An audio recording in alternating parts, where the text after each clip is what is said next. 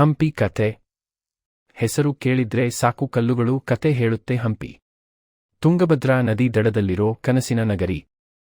ಕತೆ ಶುರುವಾಗೋದು 1336ರಲ್ಲಿ. ವಿಜಯನಗರ ಸಾಮ್ರಾಜ್ಯ. ಹಕ್ಕ ಮತ್ತು ಬುಕ್ಕ ಎಂಬ ಇಬ್ಬರು ಅಣ್ಣ ತಮ್ಮಂದಿರು ಈ ಕಾಡಿನಲ್ಲಿ ಸಾಮ್ರಾಜ್ಯ ಕಟ್ಟಿದರು. ಗುರು ವಿದ್ಯಾರಣ್ಯರ ಆಶೀರ್ವಾದದಿಂದ ಲೋಕದಲ್ಲೇ ಅತ್ಯಂತ ಶ್ರೀಮಂತ ನಗರಿ ಹುಟ್ಟಿತು. ಹಂಪಿ ಅಂದ್ರೆ ಕೇವಲ ದೇವಸ್ಥಾನ ಅಲ್ಲ, ಅದು ಒಂದು ನಗರ. ಬೆಳಗ್ಗೆ ಆಗೋದೇ ವಿರೂಪಾಕ್ಷ ದೇವಸ್ಥಾನದ ಗಂಟೆ ಸದ್ದಿನಿಂದ. ಮಧ್ಯಾಹ್ನ ವಿಠ್ಠಲ ದೇವಸ್ಥಾನದ ರಥದ ಬಂಡಿ ಕಲ್ಲುಗಳ ಮೇಲೆ ರಥ ಓಡೋ ಸದ್ದು.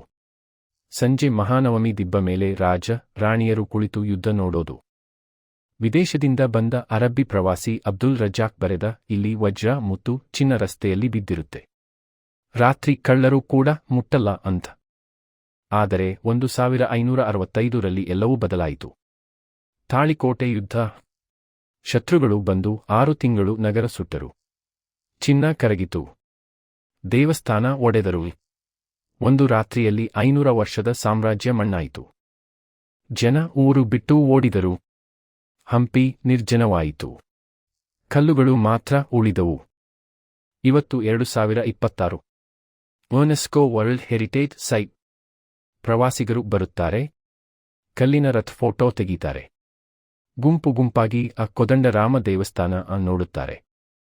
ಗೈಡ್ ಒಬ್ಬ ಅಜ್ಜ ಹೇಳುತ್ತಾನೆ, ಮಗನೇ, ಈ ಕಲ್ಲುಗಳು ಮಾತಾಡಲ್ಲ, ಆದರೆ ನೀನು ಮೌನವಾಗಿ ಕೂತು ಕೇಳಿದರೆ ವಿಜಯನಗರದ ಸಂಗೀತ, ನೃತ್ಯ, ವ್ಯಾಪಾರ ಎಲ್ಲ ಕೇಳುತ್ತೆ.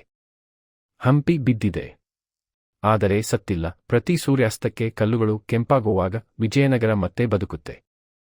ನೀತಿ: ಸಾಮ್ರಾಜ್ಯಗಳು ಬೀಳಬಹುದು, ಆದರೆ ಕಲೆ ಮತ್ತು ಕನಸು ಎಂದಿಗೂ ಸಾಯಲ್ಲ.